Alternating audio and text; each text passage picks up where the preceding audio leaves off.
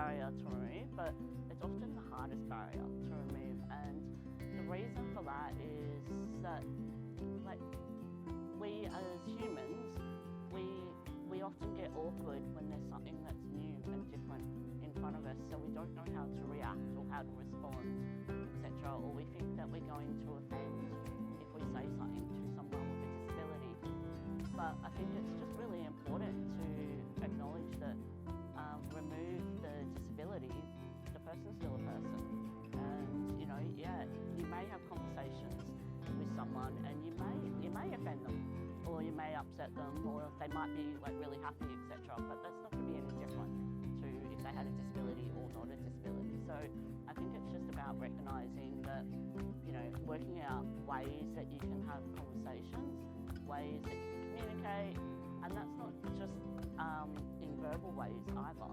So that could be using a whole range of technology out there. It could be using an interpreter, for example, pen and paper. Like, there's different ways, but the important thing is to find out from that person that has a disability, what is it their way that they're going to communicate, because they're going to know, because it's their life, so they know how to actually communicate. So I think that's just really important. So when we think about like attitudes, we're just, trying to just see the person as being a person rather than seeing their disability, because the disability doesn't define that particular person.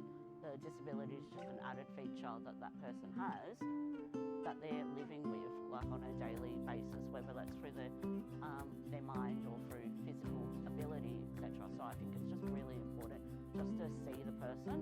And if you need to look at disability, it should be looking at more, what does that person need in order to be able to participate, to be included, for example. So when I think about myself using a wheelchair, like, I don't see myself as being Mel in the wheelchair, and I don't need to talk about the fact that I have a disability, but if I want to go somewhere, I need to make sure that there's wheelchair access into a building. So is there parking outside?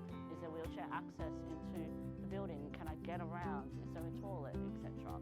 So that's what I need because I have a disability, but the importance of what my actual disability is not relevant.